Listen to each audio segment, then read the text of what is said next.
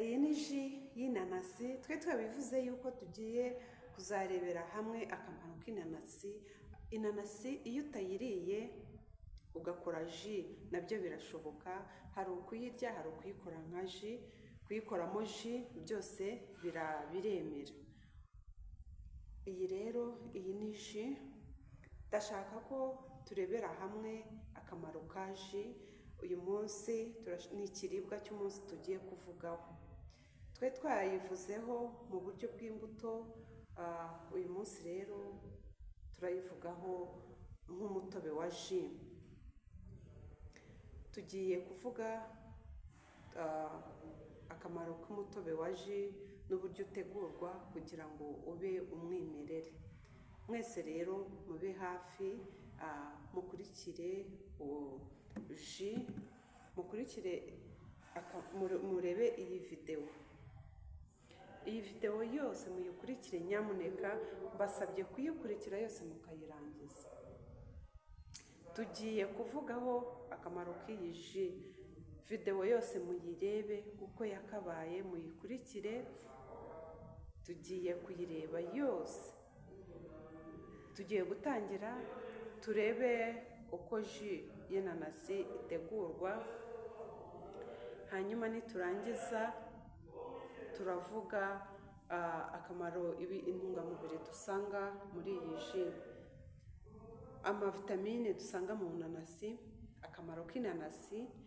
Hari ukuntu dufata ikiribwa tukakirya tuzi ko ari imbuto, tukarya imbuto tugamije kwinezeza se, cyangwa se tukazirya imbuto tukazirya kuko ari imbuto, ariko mu by'ukuri tutarya tuvuga ngo uru rubuto runaka nduriye kubera yuko hari icyo nshakamo, nduriye nshakamo vitamine runaka. Hari n'indwara imbuto zigenda zidukingira, hari indwara inanasi ikiza. Uzarebe iyo ugiye kwa muganga, hari igihe bakubwira bati uzajya urya inanasi cyane.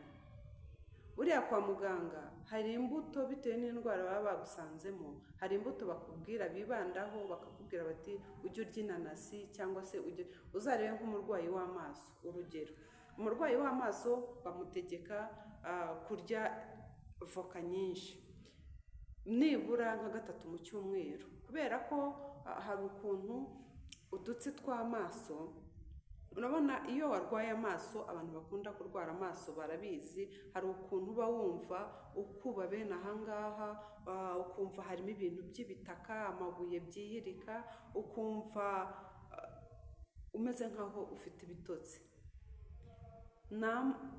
Icyo gihe amaso yawe aba yarumye, yarakomeye, yarumaga, yatarimo. Uzarebe iyo witegereje mu mboni y'umuntu mu maso ubonamo amarira.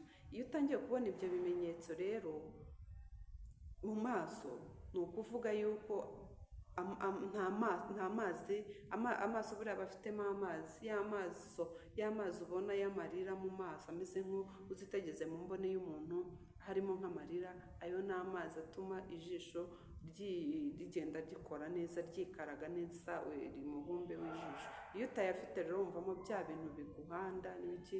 Aho icyo nashakaga kuvuga, niho bakubwira ngo uzajya urya voka, niho bagutegeka kurya voka. Aha rero naho tugiye kureba indwara inanasi ivura. Mukurikire iyi videwo yose, murakoze.